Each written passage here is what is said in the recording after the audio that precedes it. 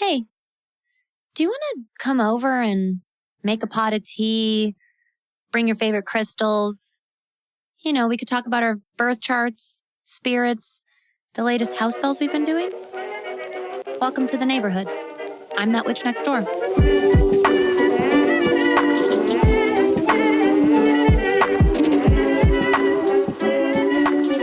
Hi, neighbor. Welcome to another episode of That Witch Podcast. If you've never been here before, hi, I'm Danny. I'm that witch next door. I'm your host. I'm your guide, your mentor, your spiritual bestie, if you will, in all things modern, cosmic, and witchy living. I am so excited for today's episode. If you enjoy your time here today, if you find that you learn something by the end of our episode, you might just want to stick around till the end to learn a little bit more about joining that witch school, which is getting this total makeover for the fall season. And I am beside myself with excitement. Honestly, this is a perfect segue, if you will, into our episode for today. I can't wait to talk about the autumn equinox. First of all, if you couldn't guess, I'm a spooky bitch. I love the fall season. I love the winter season. Honestly, I'm a seasonal witch in general. So I have all these appreciations for spring and for summer, for all of the seasons. But by far, hands down, no contest, without a doubt, autumn is the best. Autumn is my favorite. Ooh, I'm a fall girly through and through and through. Give me the pumpkin spice. Give me the Uggs, the flannel. I am shameless, and I will be enjoying every last drop of goodness that this season has to offer. So I'm a great guide for how to celebrate Mabon and the autumn equinox for you. This is such a special time of year. So first of all, this is one of the two equinoxes, okay? So we have the spring equinox in the northern hemisphere in March. In March, usually about the 20th, 21st, it's the start of Aries season. In March, this is the fall equinox for the southern hemisphere. So that means that what's coming up this week in the northern hemisphere is the autumn equinox, and therefore in the southern hemisphere, hey, all of our wonderful neighbors in the southern hemisphere, and happy spring equinox to all of you. So we're going to be talking about the autumn equinox here today. The equinox, whether it's the spring equinox, the autumn equinox, these are days that are marked by equal day and night, or equal light and dark periods. Half of the day, or 12 hours of our day, is daytime and light, or lit by the sun, and the other half of the day is night. The sun is on the other side of the earth. And both equinoxes represent this harmony, this balance, the necessity of light and dark, and these polarities and how they balance and harmonize each other, essentially. So this particular year, the sun moves into Libra, the mark of the autumn equinox in the northern hemisphere. The sun moves into Libra this Sunday on September 22nd. But I want you to remember, as with all of our pagan celebrations, the sabbats that we've been exploring together throughout this year with one another, these celebrations are much more of these seasonal transitions. And they're not necessarily like boiled down to a singular moment. Especially thousands and thousands of years ago, yes, many of these celebrations were like associated with or correlated to or had some sort of connection to an astronomical or solar event of some kind, where a certain zodiac sign was rising over a certain part of the earth or the location where these different cultures celebrated these different traditions. However, because the earth is on a tilted axis and because our orbit and our orbital pattern is not perfect, our astronomical events do not align the same or perfectly as they did thousands and thousands, millennia ago. So I want you to keep that in mind. There's a lot of, it's small details, but these small details add up, and there can be a ton of misinformation around these different pagan celebrations. So really quick, if this is your first episode here at That Witch Podcast, we have been exploring really in depth each of the pagan celebrations on the pagan wheel of the year, starting this past February 2024. We began with the celebration of Imbolc. We technically started kind of mid-wheel because we started with our calendar year. Imbolc was the first pagan celebration of 2024. But the wheel of the year and its beginning and ending does not line up exactly at all with our calendar, with our Gregorian calendar, in fact. So there are lots of opportunities and different markings, honestly, that we associate as humans, different markings of seasons turning, chapters changing. And so the wheel of the year is one of those lenses that we look through. And the autumn equinox, this is a solar celebration marking the dying of the sun. Doesn't that sound so sad and so doom and gloom? And yet, this is such a gorgeous and beautiful time of year, and usually, even if autumn or fall is not necessarily your favorite season, there's usually something about it that everybody loves or appreciates deep, deep down on the inside. You can feel the magic of this particular time of year. So, in the wheel of the year, let me correct that, in the modern version of the pagan wheel of the year, we have a mashing together of celebrations that were celebrated by completely different groups of people, often that weren't even associated with each other or didn't even live even close to the same time with each other or time as one another. We have the solar cycle and the solar celebrations, and then we have the lunar cycle over the course of the year and the lunar celebrations. Ancient, and we're talking ancient, tens of thousands of years ago, at least, if not far, far longer than that, hundreds of millennia, quite frankly. The lunar following cultures and people marked their time, their farming and agriculture, or their hunting schedule, or their moving and nomadic migration. There it is. Migration patterns and schedules based around and charted around the moon. Much, much later in history, but still ancient to us in modern history, we have cultures and groups of people marking and utilizing sun movements and patterns of the sun in the sky and how it correlates with different parts of the horizon, different constellations, how it correlates with the moon at different times of the year.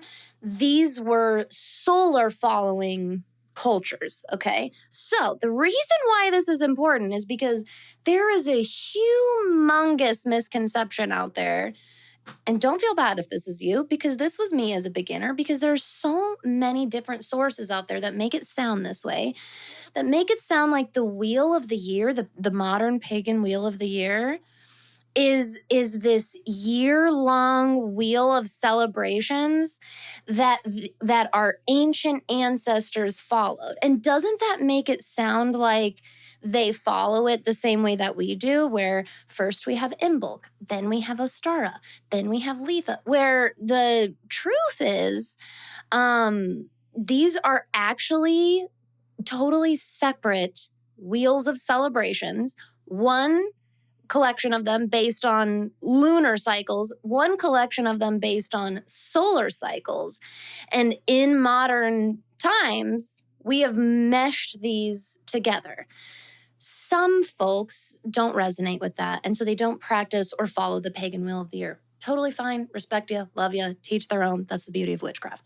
However, there are lots of us that feel this natural, deep connection to the seasons, to the turning of the, in general, wheel of the year, outside of this terminology, right? Just the general turning of time and the cyclical seasons that we experience every year here on Earth.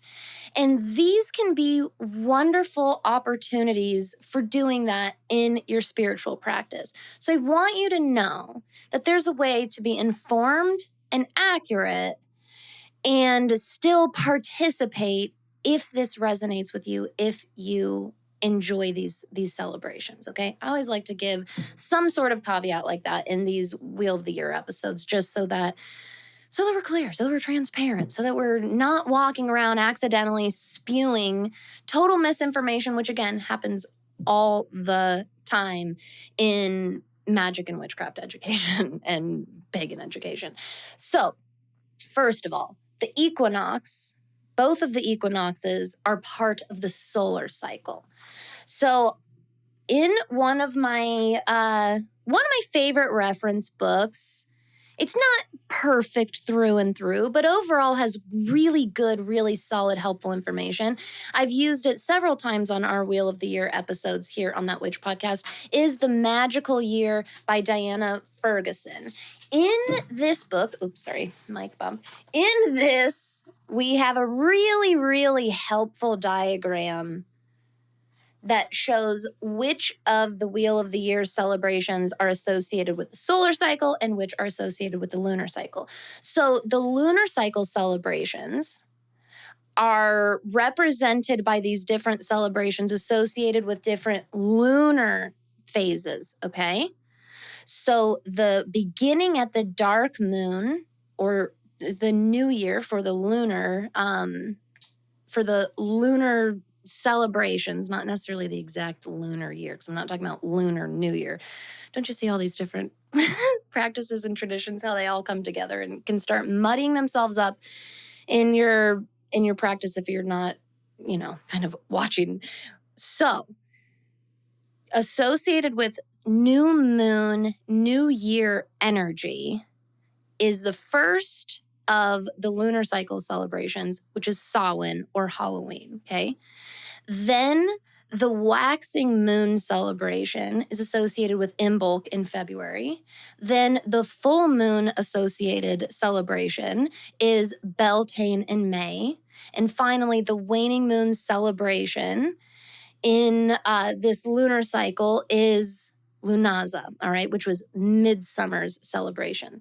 In the solar cycle, the beginning of, or the beginning in the dark, beginning in the nighttime, in the dusk, is winter solstice or Yule, taking place in December.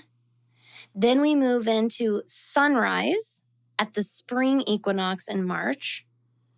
Then to that midday full sun energy in June at the summer solstice. And finally, we are here at sunset in the autumn equinox. However, you'll see as we continue exploring autumn equinox and Mabon that this is a time of year associated with both the waning moon or the setting sun.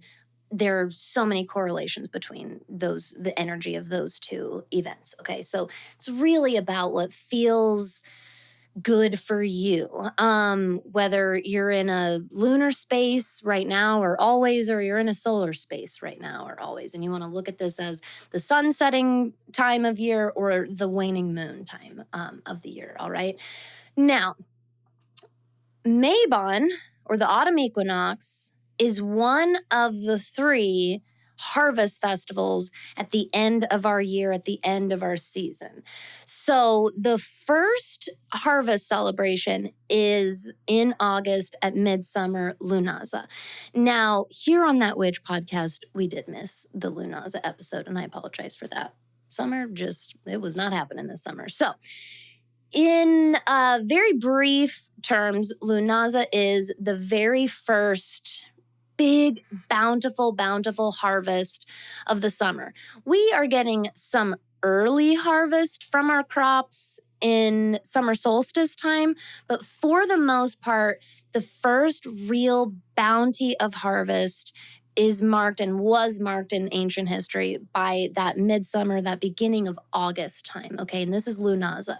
Now, the second harvest festival celebration time is Mabon, or the autumn equinox. And finally, the last harvest festival is Samhain, or Halloween, or All Hallows Eve, okay? We'll get there when we get there, of course. So there are, seriously, the symbolism for this time of year, I could go on and on and on about, quite frankly.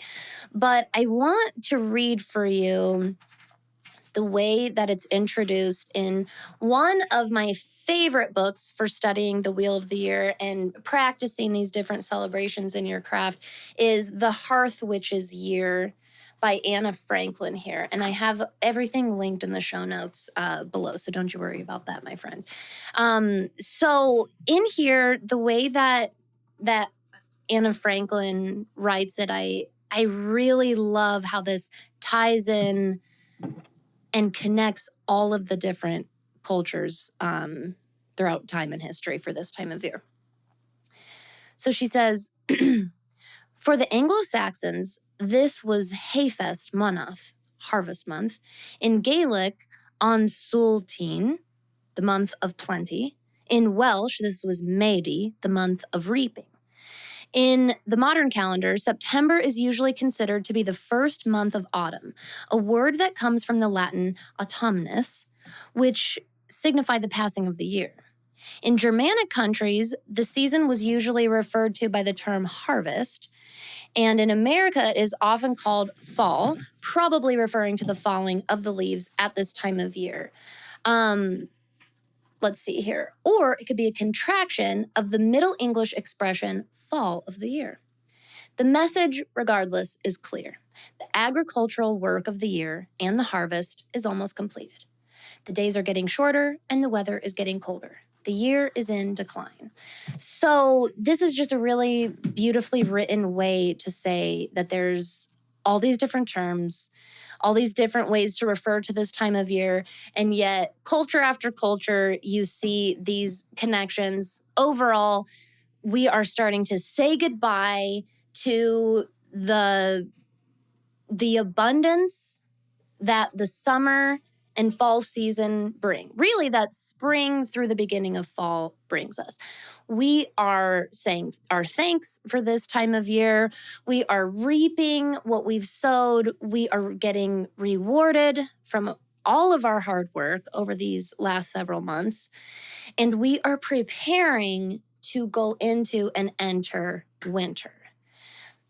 The crops are not going to continue growing for much longer. There will soon be nothing left to harvest at a certain point. These are the different associations and truths associated with this time of year. Now, there are so many different stories in mythology and folklore and traditions throughout so many cultures across and throughout time. I really like the way that Anna Franklin sums it up here in her book under the Autumn Equinox. The autumn equinox marks the culmination of all the work of the agricultural cycle. It is a time of plenty and celebration as we give thanks to the gods for all they have given us during the year, but it is also a time of sacrifice. The bright god of the grain has made his sacrifice so that we may eat. He departs from us to go into the underworld. The seed is returned to the earth in the autumn, where he will rule as the Lord of the dead until Yule. This riddle of death, transformation, and rebirth is the deepest mystery of our teaching. And it's true, this concept of life, death, transformation or rebirth, and then life again, and then death again, and over again.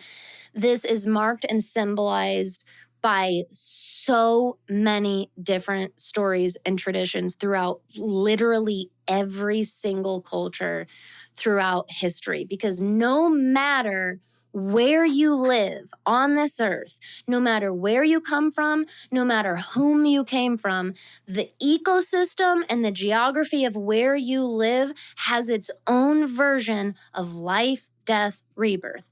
Everything fucking gets born, everything fucking dies, everything is transformed. These are some of the most basic and most universal of our laws. And this is why I love the way that she says this riddle of death, transformation, and rebirth is the deepest mystery of our teaching.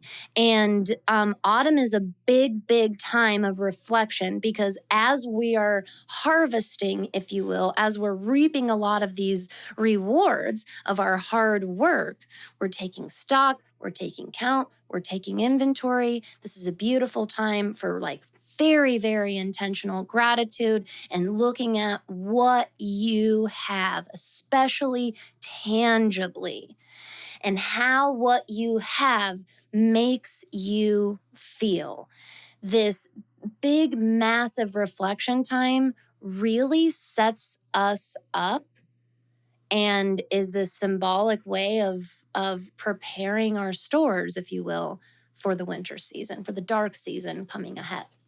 So in so many ways, the magical intentions and energy of this year or of this time of year are essences of accomplishment, of goals setting and achieving, of gratitude, of grounding, and of balance. So this is a really, really good in-depth look at what this season is and what this all means, but how are we celebrating this and what are we doing with all of this information in our witchcraft practice? How do we honor and harness the magic and the energy of the autumn season? We will find out right after this super quick break.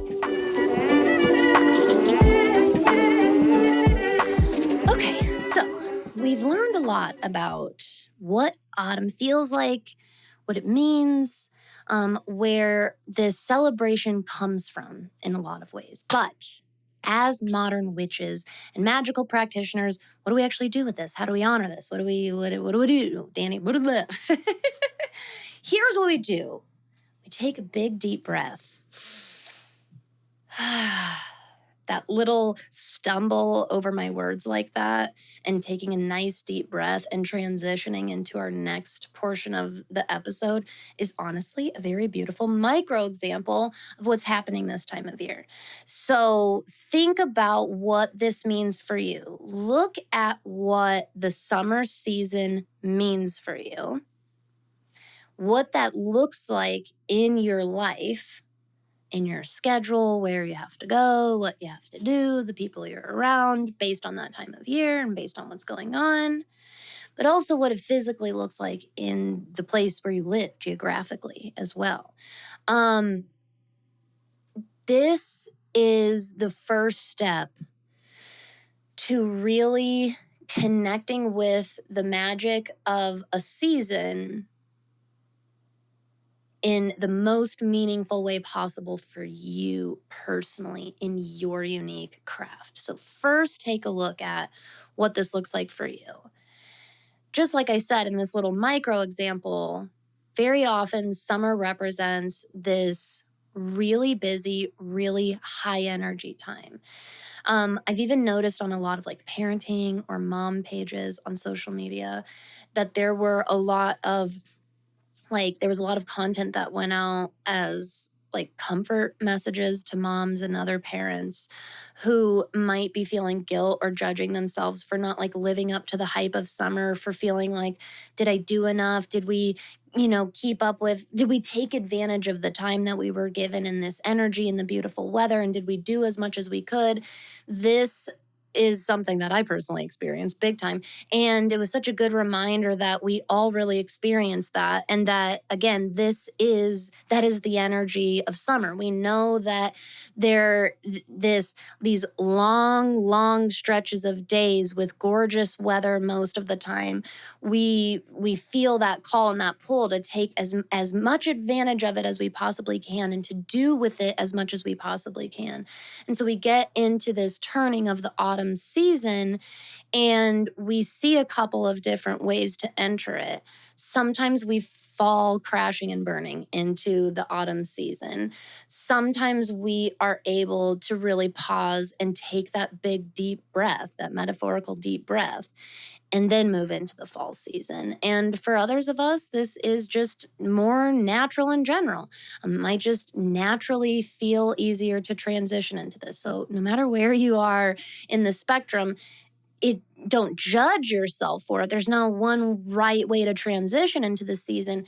Knowing how that transition is for you is what will make you more effective in your witchcraft and your ritual practice right now. How can you honor this transition from one season, one really big major season, into the next big major season? How can you honor what fits best for you and yours? You know what I mean? So like a couple of great examples. Like I said, fall family through and through. And thank God I am not outnumbered here. My family is like full on board with that. Blair has a little bit harder of a time because she is a freaking summer baby. Her birthday is August 5th, so she's basically a Lunaza baby. And she is this midsummer girl through and through and through. You can just see it in the coloring of her tone of skin and hair and eyes. I swear, like you can just see her spirit, like she's where she's supposed to be in the summer. She's very much like her mom. She does love each of the seasons in very different ways, especially because she's a very, very festive kid. So she loves all the different celebrations associated with each of the seasons. So she has a little bit harder of a time saying goodbye to summer than my husband and I do. I've grown to appreciate summer much, much more than I did for a little while when I was living in Colorado. And the climate and the weather up here in New England is way more my style and my vibe. So I've actually really grown this whole brand new appreciation for summer again. So I actually did have a harder time saying goodbye to summer than I normally do. But usually I'm like, yep, no problem. And one way that I honor myself and my energy this time of year is I draw out the autumn season and vibe for myself. Here's the thing. If you're not into that, if you're one of those people that's like, get the fucking Halloween decorations, it's not time yet, get them out of here, it's not time yet, let me enjoy the end of summer, get the pumpkin spice out of here. Listen. I first do want to say to you that as a fall basic bitch girly through and through, I see you. I really do. I really do see you. And it's such a valid struggle this time of year, especially because it's really gained in massive popularity over the last couple of years to kind of rush into fall a little bit. If it feels forced to do anything fall or autumn related before a certain time for you, that's what I'm talking about. Reflect on that. Note that. Honor that for yourself. And on the flip side, if you are like me, if this is your time of year, I believe that you should get to shamelessly stretch it out. Do you have to like shove that down people's throats? No, of course not necessarily. Like I said, not necessarily. Of course you don't. You don't need to do that. You can just enjoy it with the people in your life or the people even, hey, online, because apparently it's really popular, that are already soaking in the fall season so that you can stretch it out and really be in it. That's how I feel about it. I don't feel like I'm necessarily rushing because I also don't rush the winter season. I just personally like to stretch out the fall season as long as I can because it's my favorite one. So this is the one I do that with all year long. Every other season, I'm really just like, I kind of flow with the tides, if you will. So look around where you live, outside of you, and also look inside. How do you feel? How do you do this time of year seasonally? How can you support and honor that? That is step one for working with this energy, because that's how we start out on a good foot that feels authentic and aligned and not like forcing these traditions or practices that don't necessarily mean anything or do anything for us, okay? So this also goes for the magical correspondences this time of year. I'm going to share with you some of the correspondences that are kind of generally associated with this time of year. But before I do, I want to turn you again to your intuition and to also your physical locality, okay? I want you to look around where you live. If you're going to ask me, Danny, what are the magical colors associated with fall? The first thing I'm going to say to you is, what colors do you see during fall where you live? My second question to you is going to be, what colors feel like fall to you?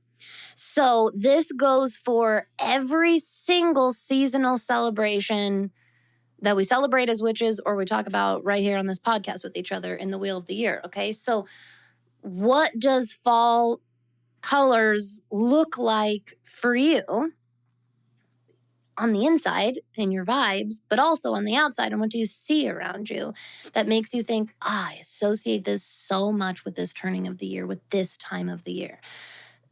In many, many places in the Northern Hemisphere, we are going to see deep greens, deep golds, vibrant oranges, those colors associated with those late fall, autumn sunsets, right? Like really rich, deep, jewel tone, earthy colors. The golds, the deep oranges, the crimsons, these emeralds, deep navy blue, deep browns, charcoal and black. Like these are all associated with autumn. I am like in love as I talk about all of them. It's my favorite color palette in the whole world. Okay, so those are very associated, but like I said, don't limit yourself to those. Look around where you live and also look within, like what do autumn colors look and feel like for you? Now, when it comes to our plant allies, any tree, any plant or flower that especially visibly changes with the turning of the autumn season is usually something you're going to find on a list of magical correspondences associated with fall and autumn, okay? So things like the maple tree, the oak tree. We're also going to see, let's see here, the cedar, aspens, all of these trees that change like so stark in contrast to what they looked like in summer, very associated with fall energy. Also, berries are and the bushes that they come from are very associated with autumn energy as well. Any of the plants that are fruiting and giving this bountiful harvest this time of year associated with fall energy. So apples, squash, and gourds like pumpkins, corn, wheat, chrysanthemums or mums, marigolds, all of these are associated, really quintessential fall plants and energy, okay? As far as crystals go, amethyst, topaz are very, very strongly associated with this time of year. I would also add in there obsidian, jade, carnelian, any kind of stone that you associate with the different vibes and intentions we talked about, like accomplishments, hitting our goals, gratitude, grounding energy, harmony and balance. Any kind of stone that feels that way or you associate with any of those things, perfect for the fall season. But also stones that look like or mirror these different colors, right, of this time of year. Maybe they have different flecks in them or certain imperfections in the stone that give it this autumn or fall-like vibe to it. Perfect. Use that in your rituals for autumn energy. And remember that the way to utilize these correspondences in your practice really is up to your natural lifestyle. So sometimes the autumn ritual or part of the autumn ritual is dressing in those colors or selecting really specific accessories. Those scents that you really associate with this time of year, those quintessential spices like ginger and cardamom and clove and cinnamon, all of these types, allspice, anise, all of these things are wonderful to get or use in different forms so that you can also utilize the scents, whether that's in essential oils form or in spices in your baking or sprinkling these spices on your altar or out your front door or anointing different objects on your altar or things that you're wearing or carrying on you with those essential oils.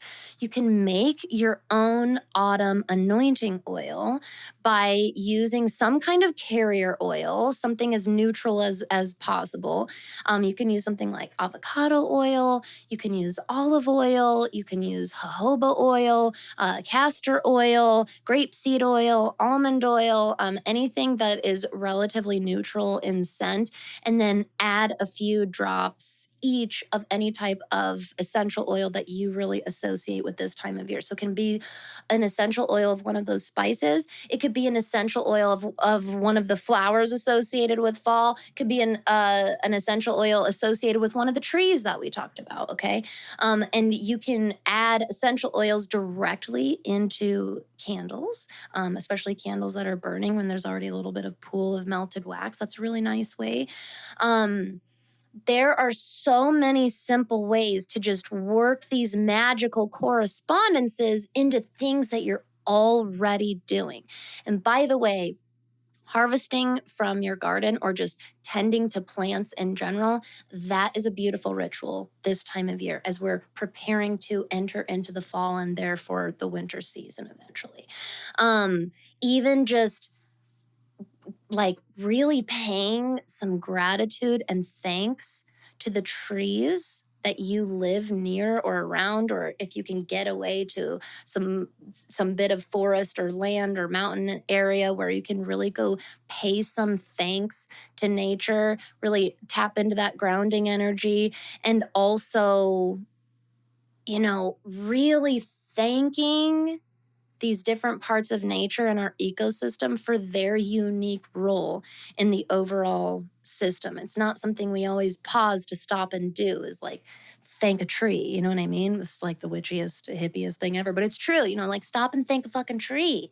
Stop and thank the dirt for what it does. Like stop and thank the process of decomposition. The fact that it exists in the first place is how we get that magic and rebirth during the springtime. Okay, so these very basic ways of just connecting with the natural energy and vibe of this season, of this time of year, of what you already just kind of inwardly associate with this time of year, that is you celebrating Mabon. So whether you're watching spooky movies with your family, you're ordering or making at home your pumpkin spice latte, you're lighting that spicy candle in your house, or you're collecting some of the final harvests from your garden, or you're enjoying some of the last times you can go to the farmer's market near you.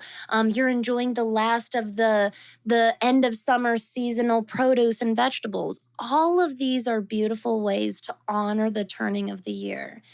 And my biggest witchy advice in any of those activities for this time of year specifically is to pause for a moment and take that deep breath, that beautiful pausing harmonious reminder from Libra, okay?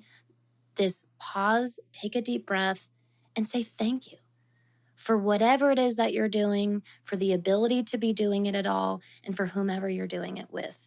That is like top shelf, magical, wonderful, beautiful, profound way to spend your time this time of year.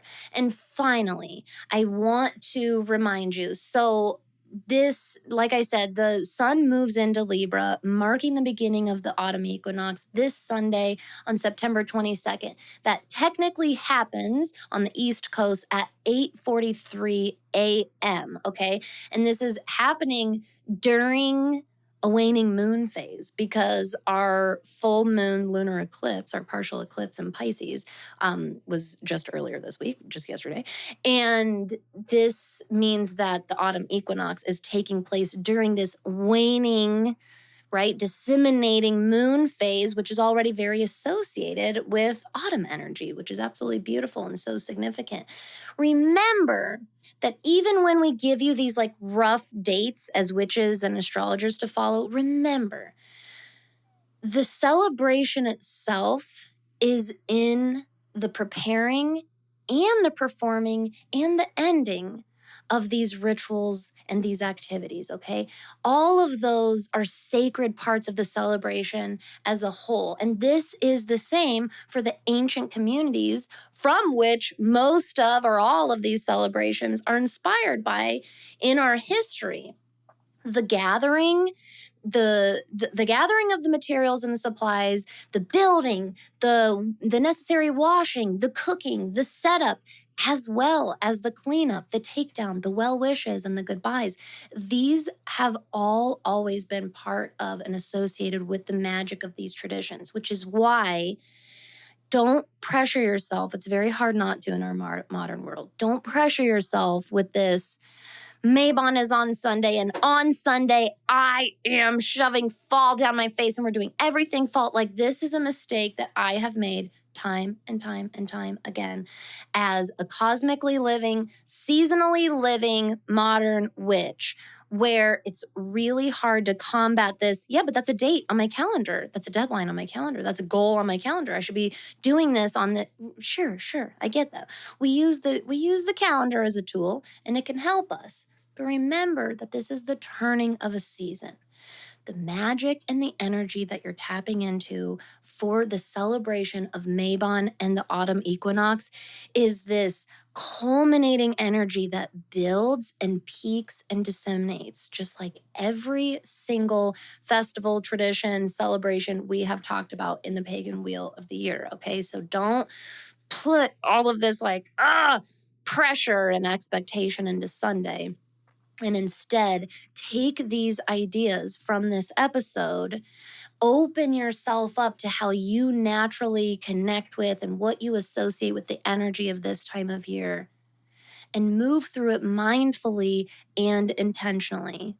And remember to take that nice, big, deep breath and pause and say thank you each time you do. So, as December is very quickly, I can't believe it, coming to a close already. We're on the, back half of September now. And I am preparing to reopen the doors of that witch school. I can feel myself sitting so close to all of this autumn energy that I've been talking about with you today. Allowing this beautiful, beautiful chapter to close so that the next one can open even bigger and brighter on the other side. It's really, really exciting. Make sure, if you like episodes like these, if you would love or see yourself really benefiting from spiritual monthly cosmic guidance from me, you would love to be a part of that witch school, which starts as little as $5 a month and still comes with this guidance from me, utilizing the celestial and seasonal energy throughout the year. Our doors are reopening so soon. So make sure that you are on the email list so that as soon as we reopen the doors, you can get started in this fresh, brand new chapter and season with all of us. Thank you, my wonderful, wonderful neighbor. I am sending you the warmest autumn cinnamon hug today. And I'm, of course, hoping that you stay safe, that you're having fun out there, and of course, stay magical, my friend. Did you get something valuable out of today's show? Here's how you can help continue to grow our magic. First, you can head over to Apple or Spotify and leave a 5-star rating and review. You can also share a shout out on your social media page and make sure you tag me at thatwitch.nextdoor. And of course, you can just tell a friend that you think would enjoy the show and send them a link to the episode. Thank you so much, neighbor, for your support. I'll see you next time.